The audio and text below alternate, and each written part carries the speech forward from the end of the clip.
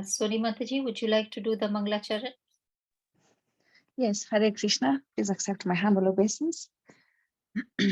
Om Ajnanantimirandasya Jnananjana Shalakaya Chakshuru Militamena Tasmai Shri Guruve Namaha Shri Chaitanya Manobhistam Stapitam Yena Bhutale Swayam Rupa Kadamayam Dadanti Shwapadantikam Vandeham Shri Guru Shri Yuta Padakamalam Shri Guru Vaishnavamscha Shri Rupam Sagrajatam Sahagana Raghunatam Vitam Tam Sajivam Sadvetam Savadutam Parijana Sahitam Krishna Chaitanya Devam Shri Radha Krishna Padan Sagana Lalita Shri Vishakam Vitamscha He Krishna Karuna Sindhu Dinabandhu Jagatpate Gopesha Gopika Kanta Radha Kanta Namostute Tapta Kanchana Gaurangi Radhe Vrindavaneshwari Vrishbhanu Sute Devi Pranamami Hari Priye Vanchakalpatarubhyascha Kripa Sindhubhya Evacha Patitanam pavanebhyo Vaishnavebhyo namo namaha. Shri Krishna Chaitanya Prabhu Nityananda Shri Advaita Gadadara Shri Vasadi Gaura Bhakta Vrinda Hare Krishna Krishna Krishna Hare Hare Hare Rama Rama Rama Hare Hare Hare Krishna. Hare Krishna. Thank you very much, Soni Mataji, for reciting this wonderful Manglacharan.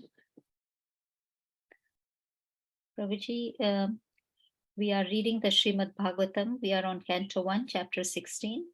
And the text for today is 34 to 36. We hand over to you, Prabhuji. Hare Krishna. Hare Krishna, sure. So I read the Sanskrit translation and purports. So text 34. Yo ve mamatmi bharam asura vamsharajñam akshuhini shatam apanudam atmatantra tvam dhustam unapadam atmani parushena sampadayan yadushu ramyam abhibhradangam. Translation and purport by His Divine Grace A. Bhaktivedanta Swami Srila Prabhupada Ki Jai. O personality of religion, I was greatly overburdened by the undue military phalanxes arranged by atheistic kings, and I was relieved by the grace of the personality of Godhead. Similarly, you are also in a distressed condition, weakened in your standing strength, and thus he also incarnated by his internal energy in the family of the Yadus to relieve you. Purport. The Asuras want to enjoy a life of sense gratification, even at the cost of others' happiness. In order to fulfill this ambition, the Asuras, especially atheistic kings or state executive heads, try to equip themselves with all kinds of deadly weapons to bring about a war in a peaceful society. They have no ambition other than personal aggrandizement, and thus Mother Earth feels overburdened by such undue increases of military strength. By increase of the Asuric population, those who follow the principles of religion become unhappy, especially the devotees or devas. In such a situation, the personality of Godhead incarnates to vanquish the unwanted asuras and to re-establish the true principles of religion. This was the mission of Lord Sri Krishna, and he fulfilled it. Text 35. Kava sahita viraham purushottamasya premavaloka ruchira smita valgu jalpe sthairyam samanam aharan madhumaninam romotsavo mama yad angri vitankitayaha. Translation. Who therefore can tolerate the pangs of separation from that Supreme Personality of Godhead? He could conquer the gravity and passionate wrath of his sweethearts like Satyabhama by his sweet smile of love, pleasing glance, and hearty appeals. When he traversed my earth's surface, I would be immersed in the dust of his lotus feet, and thus would be sumptuously covered with grass, which appeared like hairs standing on me out of pleasure. Purport. There were chances of separation between the Lord and his thousands of queens because of the Lord's being absent from home. but as far as his connection with earth was concerned, the Lord would traverse the earth with his lotus feet, and therefore there was no chance of separation. When the Lord left the surface of the earth to return to his spiritual abode, the earth's feelings of separation were therefore more acute. Text 36. Tayor evam kathayato prithvi dharmayostada parikshinam rajarshi prapta prachim sarasvatim. Translation. While the earth and the personality of religion were thus engaged in conversation, the saintly king Parikshit reached the shore of the Saraswati river, which flowed towards the east. Purport. Thus ends the Bhaktivedanta purports of the first canto, 16th chapter of the Srimad Bhagavatam, entitled How Parikshit Received the Age of Kali.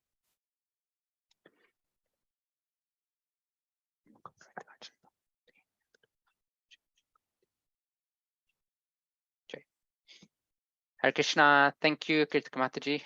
Thank you for the devotees who joined as well. It's nice to have an audience, but we will see how a physical audience is not necessarily always necessary to glorify Krishna. So, summary of what we've read / discussed so far, and especially since we're at the end of the chapter, it makes perfect sense, right? I know I always do it, but it just happens that this time it's at the end of the chapter, so it's nice. So at the start, we heard just from the previous chapter that the Pandavas had retired, right? And so in this chapter, Sutta Goswami is starting to talk more about Parikshit Maharaj. He's talking about Parikshit Maharaj's rule, the situations that he got put in. And very briefly, Sutta Goswami starts to talk about a specific situation that Parikshit Maharaj found himself in. And that situation is that he found himself coming in front of a Shudra who's disguised as a king, who's hurting the legs of a cow and a bull. And Shunaka Rishi, completely on the ball, he picks this up immediately. And he's like, oh, you've just mentioned this, now tell us more, tell us more. Specifically tell us more if it's associated to Krishna, if it's associated to topics related to Krishna and Krishna's devotees. And while Shunaka Rishi is speaking, they also talk about how even Yamraj, right, the controller of death, is bought over by Krishna Katha. And yet the ignorant, those who aren't associated with Krishna, who don't know about the glories of Krishna, they perform what is described as vyartha karmapi, right, which is useless endeavors. So in response, Sutta Goswami then starts rewinding from what he was saying, and he starts to explain the situation in more detail, right? Almost like a flashback in a movie, like somebody's just gone, okay, tell us more, like remind us of this. And so you just have a flashback going back at the time. And so Sutta Goswami starts talking about how, okay, there's Parikshit Maharaj had learned about the influence of Kali, the infiltration of the age of Kali. And so as a noble king did in those days, they would go and start conquering all the directions, because that was a safe thing to do. Parikshit Maharaj was a very pious king. So it was a safe thing that the whole world stayed under his rule. And as he traveled around the world, everywhere he went, he would always hear about the glories of his lineage. He would always hear about the glorious devotion of his lineage, the relationship that his forefathers had with Krishna, and he'd hear about Krishna himself also. And hearing about all this actually developed great devotion in Parikshit Maharaj's own heart. And that's something that we can learn to take away as well. When we hear about devotees, when we hear about Krishna's relationships with the devotees, and the reciprocation that Krishna has with his pure devotees, then that should stimulate more devotion in us also. Especially if we're hearing properly, it should stimulate more devotion. We want to do more, we want to go deeper. And then Sutta Goswami starts to narrate that specific pastime that he had briefly spoke about, that incident with the bull and the cow. And the pastime starts with a conversation between a one-legged bull and a grieving cow. Now, who is this bull and who is this cow? So the bull is described to be Dharma, right, who has lost 3 legs, right? So he's only standing on 1 leg. Now, Dharma, there's 4 pillars of Dharma, right, which we know as truthfulness, cleanliness, austerity, and compassion, right, or kindness. But this bull is only standing on 1 leg, which depicts the age of Kali of there only being 1 leg of Dharma that is prominent, which is truthfulness. And who's the cow? The cow is described to be Mother Earth. And she's grieving, she's lamenting because she's bereft of Krishna's presence. She's lamenting about the implications of Kali's increasing influence, not just on her, but on all the living entities, from the bull, Dharma, to the demigods also. And specifically yesterday in verse 33, we would hear about how the cow, how Mother Earth was expressing her despondence, right, we could say. Despondence at being bereft or devoid of the prints, the footprints of Krishna, and specifically the markings on the Lord's lotus feet. And then we come to the 3 verses that we talk about today. So in sort of short form, verse 34 we can say is Mother Earth expressing her gratitude towards the Lord for relieving her of the overburdening presence of the atheistic kings, but also for relieving the bull, Dharma, by having the Lord's own internal energy, internal potencies being incarnated in the form of his intimate devotees like the Yadu dynasty.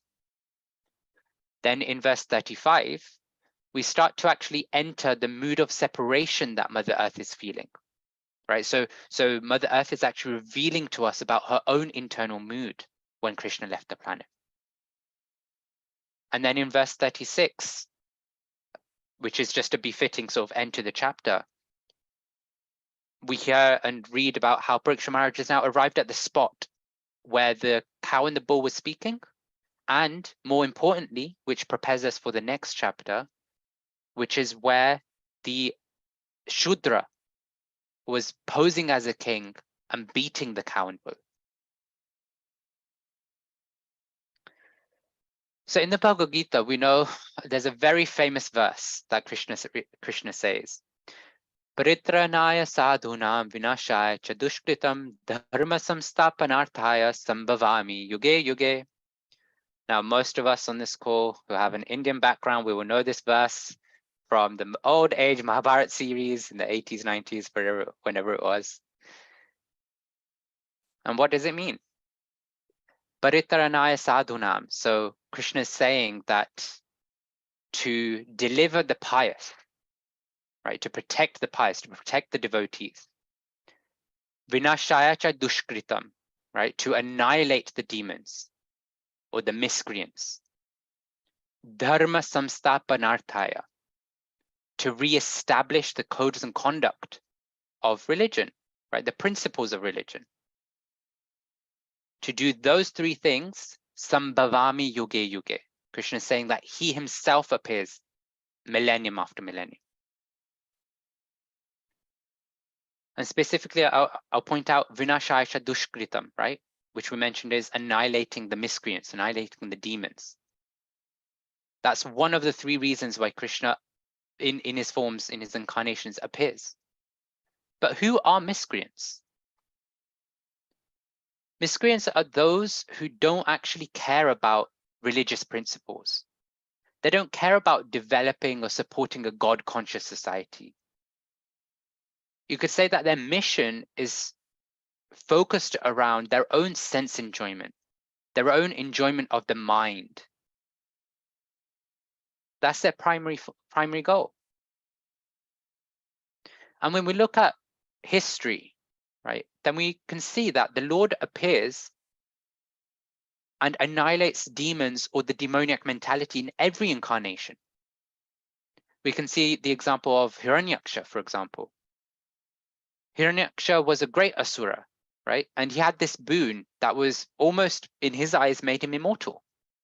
He had the boon that he was indestructible from any human and from almost any animal, because he had to give a list of all the animals that he couldn't be killed by. But he missed a few. But with all that power that he had, with all that boon, right, the strength he had from that boon, instead of using it for religious principles, instead of using it to protect living entities, instead of using it to encourage them to take shelter of the Lord, what did Hiranyaksha do?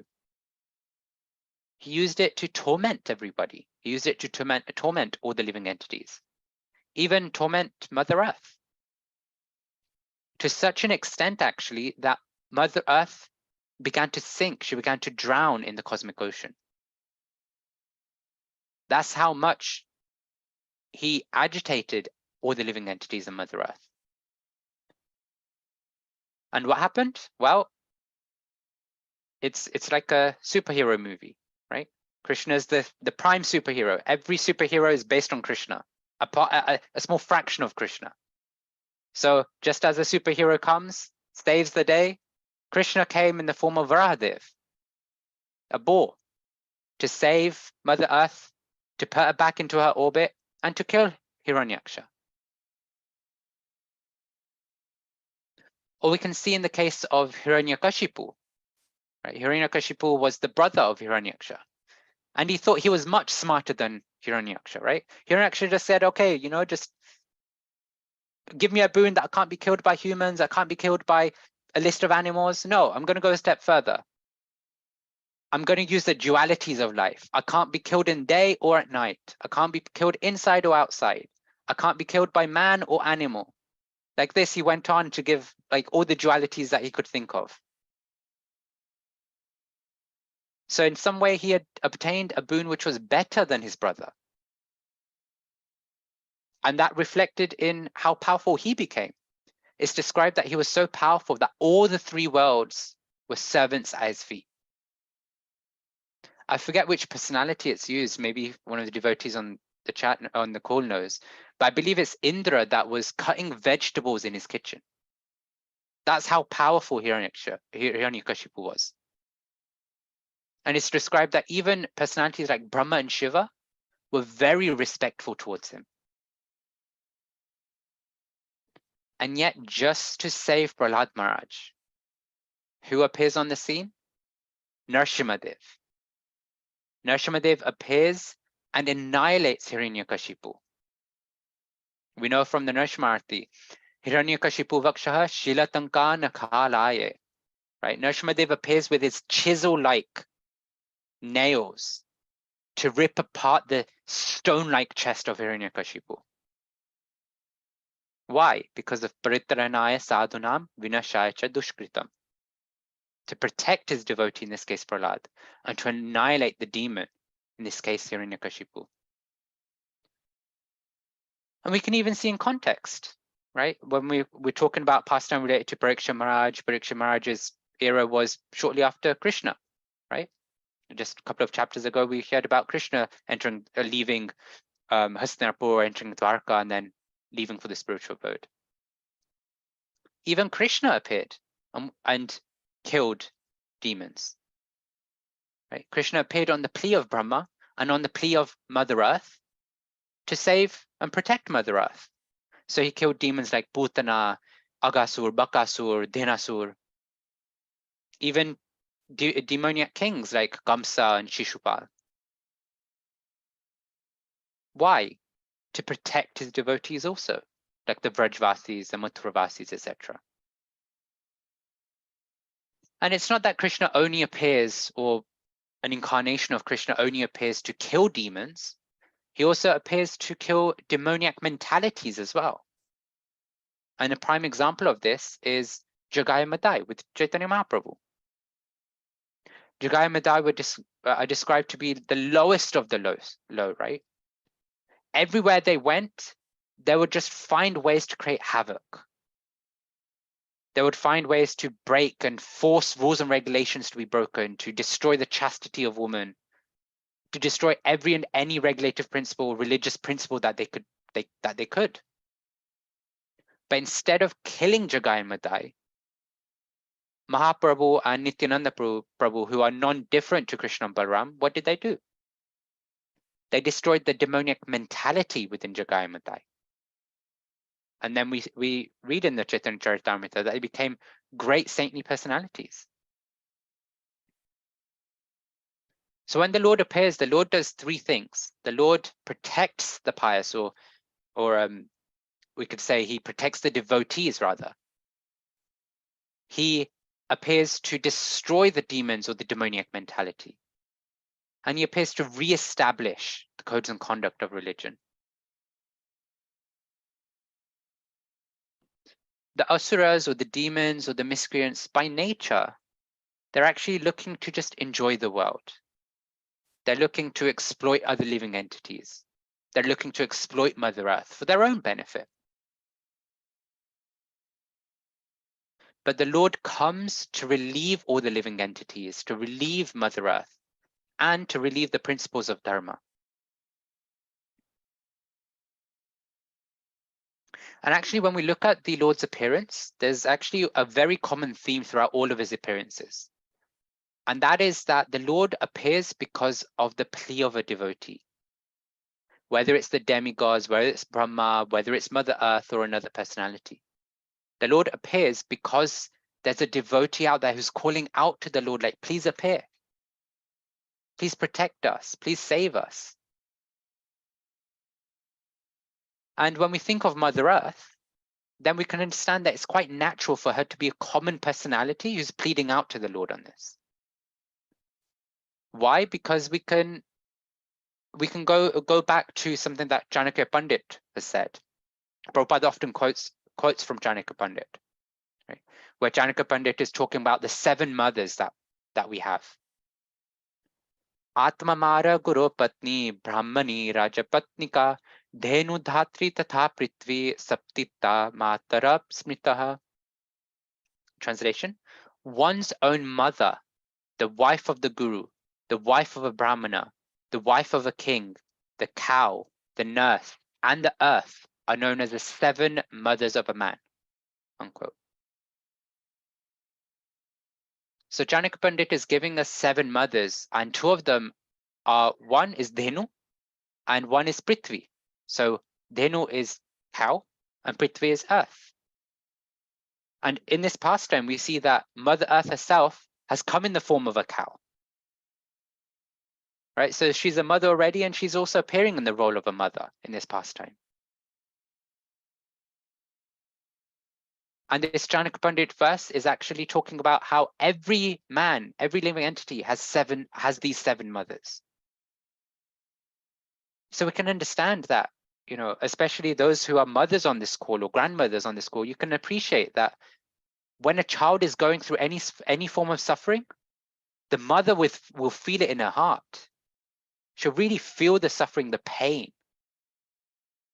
Oftentimes, even mothers can't sleep, even if the child can sleep at night, even though they're the ones suffering. The mother still can't sleep. So this is what verse 34 is really about. It's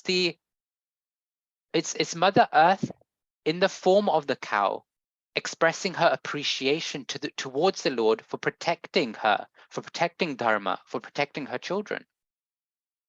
So it's a verse of gratitude that Mother Earth is expressing. And then we look at the next verse, that's verse 35, where we start to enter the mood and the heart of Mother Earth. Verse 35 has a little section which talks about Satyabhama and Krishna, specifically his sweet smile of love, pleasing glance, and hearty appeals. I mean, if we look at Krishna book, if we go to any of Krishna's pastimes, we can see that so many women, so many personalities were attracted by the sweet smile of Krishna, by the glance of Krishna, by his appeal, whether it's the gopis or the wives in Dwarka. But in fact, We can even talk about ourselves, right? We don't even have to think about the woman or the consorts at Krishna's time. When we look at Krishna on the altar, just think of how much his beauty captures our heart. We could be having the most nightmare of a day. And yet when we come in front of Krishna on the altar, where he's dressed with his nice peacock feather, with his flute in the hand, where he's carrying a bugle, right, a conch, right, a bugle conch, I think it's called, around his waist, where he's got his bimba red lips, right, like proper bimba. If you've seen bimba fruit, you can see how red they are. That's how red Krishna's lips are. And then his lotus like eyes. When we come in front of Krishna, despite having the worst, the most tiring of days, oftentimes, I'm sure some of us have felt this at least a few times, all that exhaustion from the day just seems to just vanish. It's like, where did it go? But that's how attractive Krishna is, that we just naturally become completely absorbed in his beauty. And it's interesting because specifically in this verse, Srila Prabhupada uses the example of Satyabhama, right? Of his sweethearts like Satyabhama. And we know Satyabhama is one of Krishna's wives. But why is she used here? She's used because actually Satyabhama's personality was very feisty. She was very strong-tempered. She was very demanding. And she'd show lots of tantrums. And you see it throughout the pastimes. You know, there's always something related to Satyabhama's strong personality that comes up. But with it, we know that Satyabhama being a wife of Krishna, that bittersweet relationship is always there, you know. That's what makes the couple grow stronger, you know. Usually we say, like, it's a common saying now, at least I guess it's a Gujarati thing. I don't know if it's just a general Indian thing, but if a couple are arguing so much, you know that actually they have so much more depth in their love for each other. And that's Satyabhama and Krishna, all in and out. So we can appreciate that there's such a strong affection and such a close bond between Satyabhama and Krishna.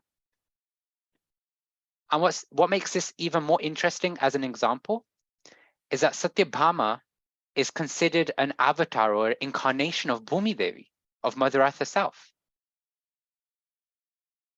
So when we think of that, when we appreciate that Mother Earth herself is speaking this, then we can understand that she's not just giving an example. Prabhupada isn't just giving an example of Satyabhama, but he's giving the example of Satyabhama because Mother Earth would be able to relate. She'd understand exactly Satyabhama's mood towards Krishna, their relationship, their loving exchange. And with it also the separation that Satyabhama would have felt when Krishna left the planet. But Mother Earth goes a step further and actually explains that her bond as Prithvi, her bond as Bhumi Devi, was even greater than Satyabhama's. Now, how is that possible? If we look around us today, if a husband and wife part, that's almost like the greatest, the highest sort of separation. You might consider a mother and a child's separation to be greater. But Earth being separated from somebody? And we can understand this because Satyabhama as the wife would be quite used to some sort of daily separation from Krishna. When Krishna goes out of the house, when he's going to different places, when he's going to work, you know, when he's going to the palace for his government affairs, then Satyabhama is used to a bit of separation from Krishna. But Bhumi Devi was practically never separated from Krishna. Wherever Krishna went, Bhumi Devi was present. And she was always engaged in some sort of service with the Lord. She played such an integral part, an integral role in arranging the pastime places for Krishna, whether it's with the gopis, the gopas, the Vrajvasis, the Dwarkavasis. But Mother Earth, as Bhumidevi, was always present. Not just with pastimes, but just generally, if Krishna was just to go from here to there, or even just sleep at night, Bhumidevi was present. She was always in contact with Krishna. She was always in the presence of Krishna. And with that, what happened? Well, with all that service opportunity that Mother Earth had, she could always feel the touch of Krishna on her body. She could always feel the ecstasy from that touch of Krishna, from that close association. And maybe in some minute quantity, we can appreciate this. Because when we're closely associating or intimately associating with a sadhu who is very closely and directly connected with Krishna, then we know in our heart, we also feel some ecstasy, even if it's for a brief moment, for however long they've connected with us. But we feel that ecstasy. We feel that strong desire to serve them, to give our life and our existence to Krishna and them. But when Krishna left Bhumi Devi, when Krishna left to go back to the spiritual abode, then we can't actually even imagine, close to imagine, the pangs of separation that Bhumi Devi felt. Because she was always connected with Krishna. And now all of a sudden, Krishna's left. There was never a moment where Bhumi Devi was not in close association of Krishna. And now all of a sudden he's left. And it's almost like Bhumi Devi would have never expected that to happen, because day in, day out, night in, night out, Krishna was always present with her. Now, if we look at the world around us today, there's so much chaos going on, right? There's so much atheism that is prominent. And even our existing leaders, right? Many of them are atheists or pseudo-atheists, but even those who are slightly inclined towards spirituality, even they're corrupted in politics in some way, shape, or form because of the power. When the world's endeavoring for what we would term as unity and diversity, when the world leaders are coming together, forming peace pacts and stuff like this, those very leaders are the ones that are engaging in warfare with each other, like Russia and Ukraine. So with all that separation that Mother Earth has been feeling from Krishna, and now with all this corruption, with all this negative energy, the miscreants that is going on right now, isn't Mother Earth suffering so much right now? But then we mentioned Paritaranaya sadhunam vinashaya cha dushkritam, that Krishna comes to protect his devotees. Krishna comes to annihilate the demons or the demoniac mentality. And surely Mother Earth would have appealed to Krishna, like, please come, like Kali Yuga is growing at such a rapid pace. Please come save these living entities, protect them. But where is Krishna? What is he waiting for? When a lover's devoid of his or her beloved, when a mother's devoid of her child, when a disciple's devoid of his or her guru, then what happens to that person? Naturally, the whole world feels vacant, it feels empty for that person. What would normally be a daily affair or daily habit or chore becomes like an irregular habit because of depression and voidism. Like maybe every day you're used to just waking up, going to the bathroom, brushing your teeth, having a shower. But in that mood, when you've just lost, when a lover's lost their beloved, when a mother has lost her child, then they don't feel like doing any of that. And even if they do it, whether they do it or not, they're not really even conscious of it. It's as if the whole world has turned upside down. And in the same way, when Krishna's left the planet for his spiritual abode, Mother Earth was feeling that level of vacancy and emptiness. So it's expected, actually, that all these miscreants, all this demoniac mentality is able to influence Mother Earth so much, to the extent that we would say that the world's in disarray, right? We might term it as global warming or forest fires or landslides or whatever we want to call it, whatever natural occurrence is happening, tsunamis, tornadoes, whatever. And then, modern day thought process is that, okay, we need to do something about it. Then we have so many NGOs, so many charities, conservation groups, awareness campaigns coming. And it's nice. It's nice. It's important to do what we can to help Mother Earth. But when we go to the root of what's happening, we understand that this is not happening because of some natural occurrence per se. It's happening because Mother Earth is actually devoid of Krishna. In our endeavor to try and save the earth, we need to understand that there's only one thing that Mother Earth wants and needs, and that's Krishna.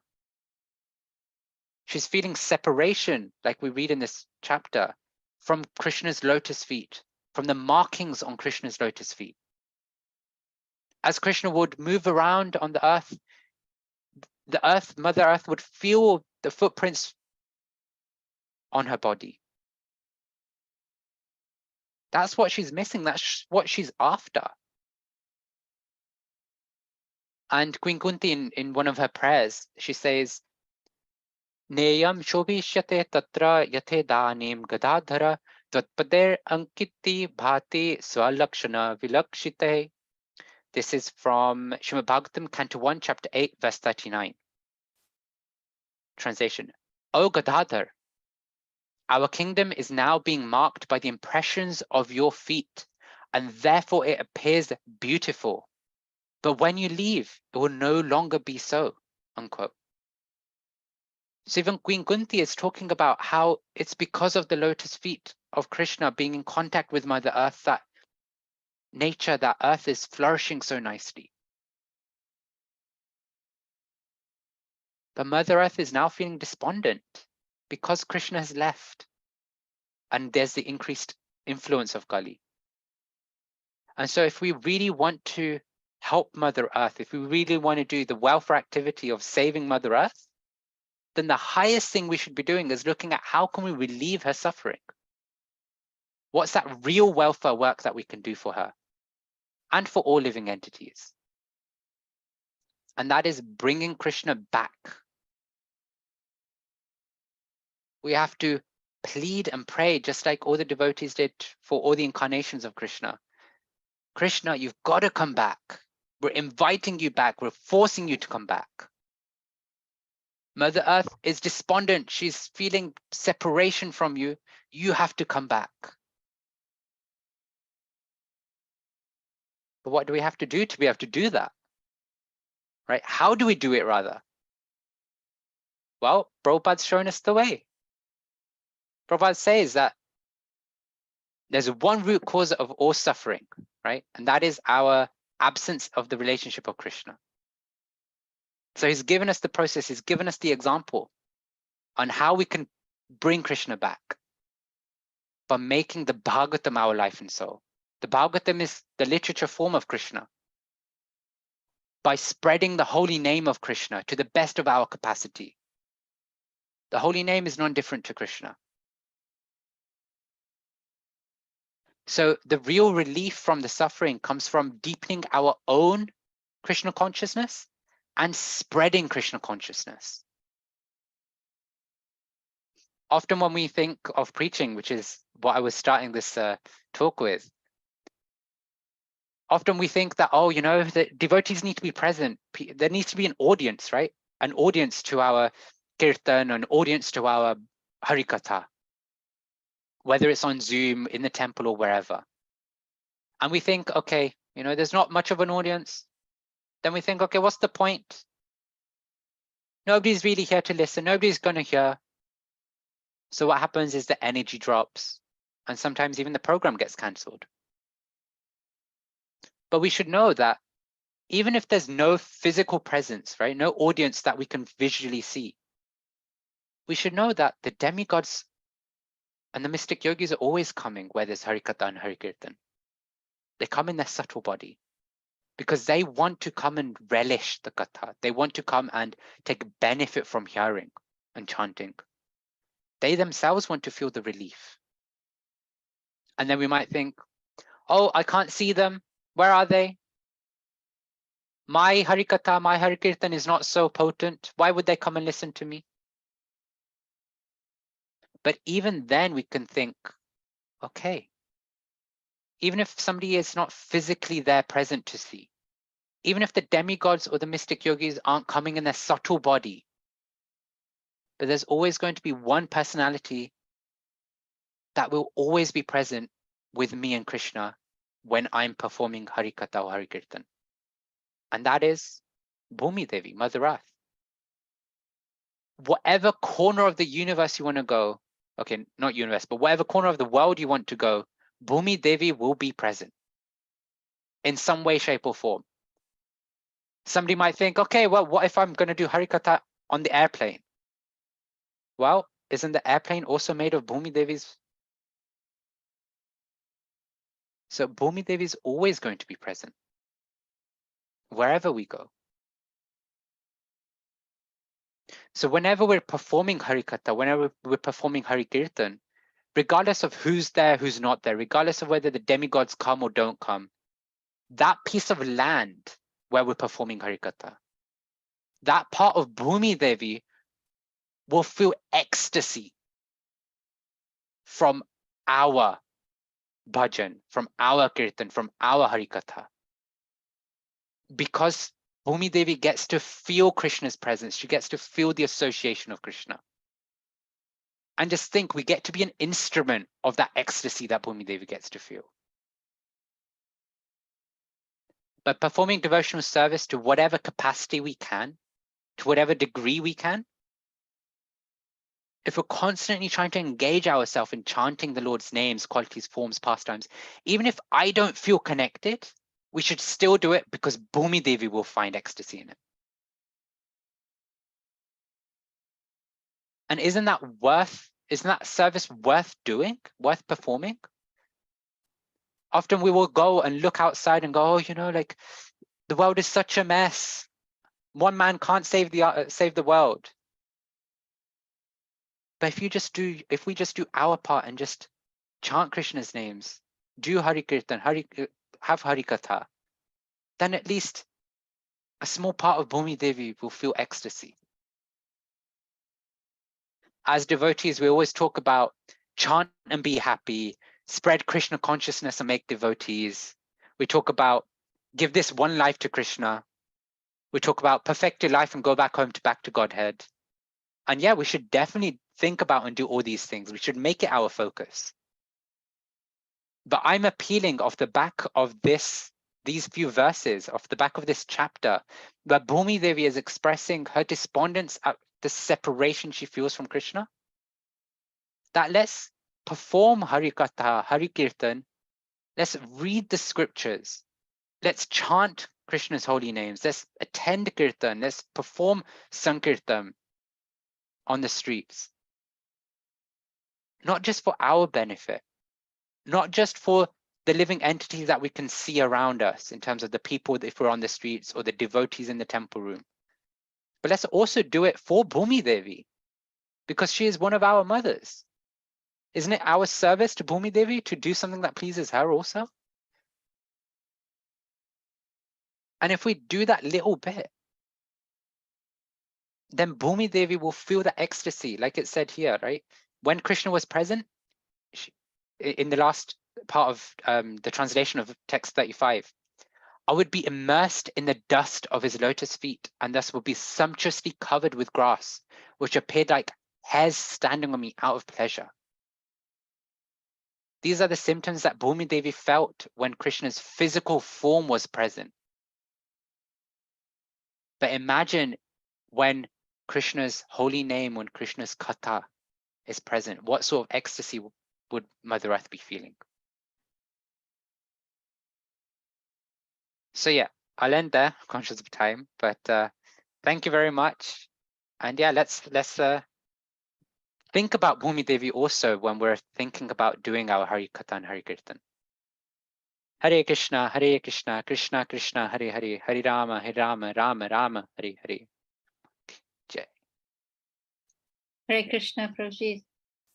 Thank you for this excellent, powerful class.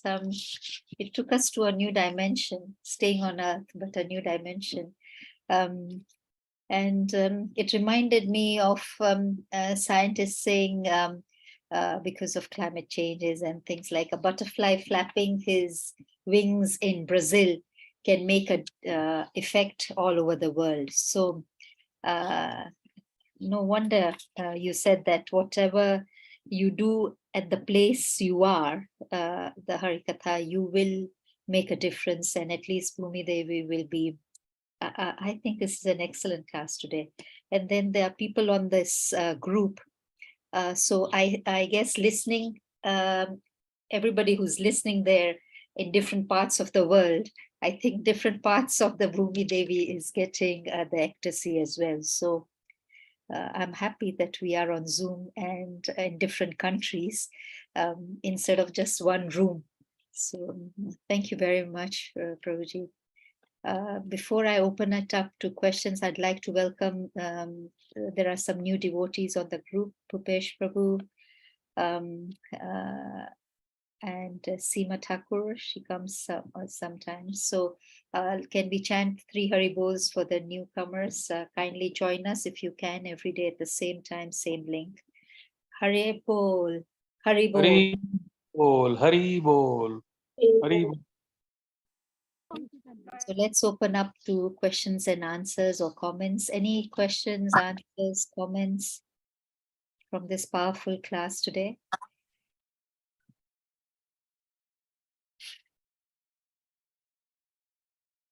I think everybody's in ecstasy after this class and just relishing and enjoying what you've just said, Prabhuji.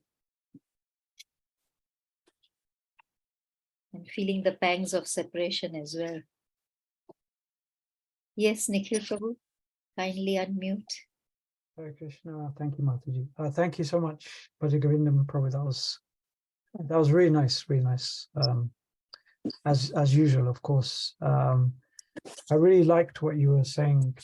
Well, obviously based on what Srila Prabhupada was saying, that in terms of the separation from Krishna and how all the other devotees, they're experiencing Krishna's association when he was there, with them, but then they feel separation when he goes, like that.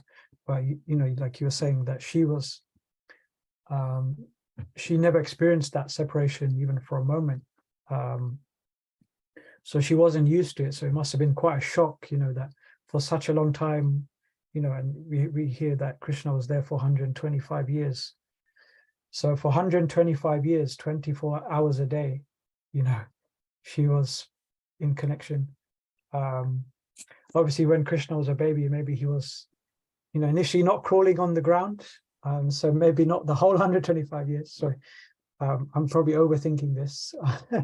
But anyway, from a very young age, once Krishna started crawling around, then she started, experiencing his association in that way. So yeah, it must have been such a shock when he left.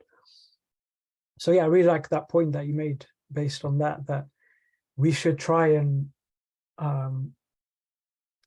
bring Krishna back, or try and bring them together again,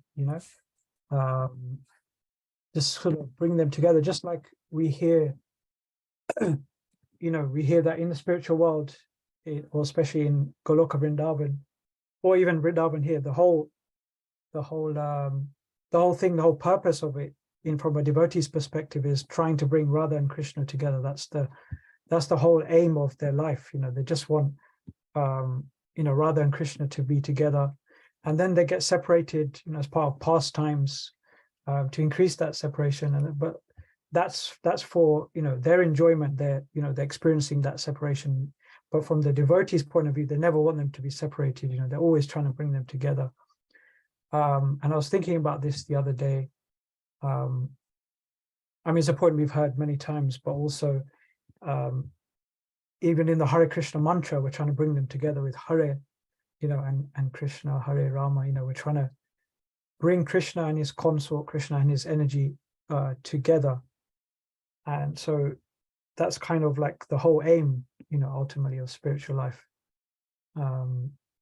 Just to bring them together. So Radha and Krishna, by extension, Krishna and his devotees, we're always trying to bring them together.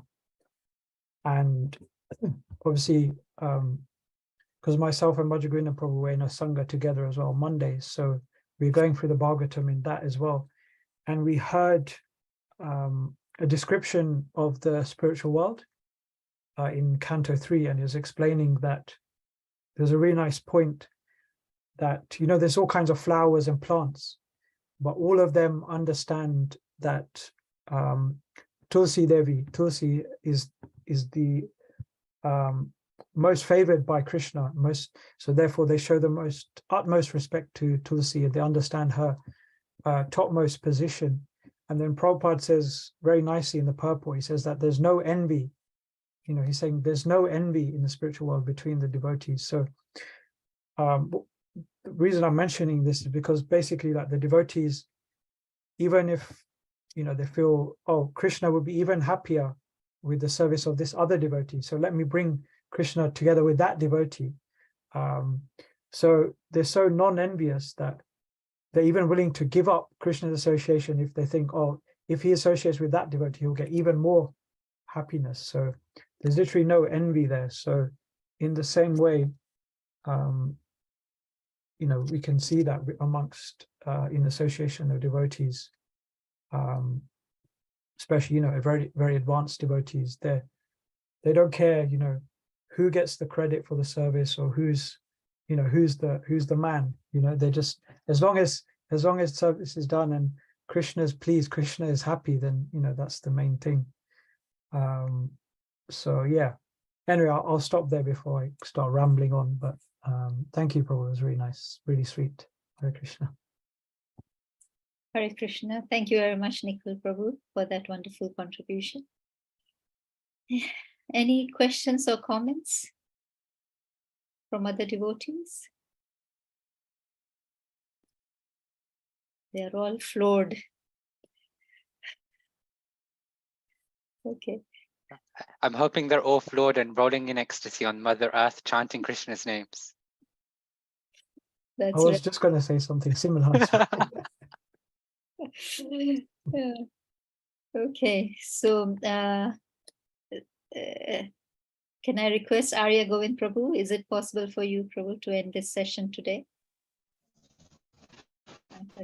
Yes, Mataji. Thank you. Thank you so much, Prabhu.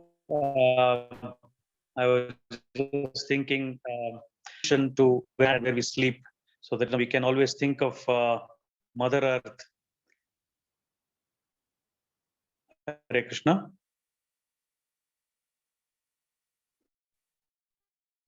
Hare Krishna. Hare Krishna, Prabhuji. That was for now. Hare Krishna. Hare Krishna.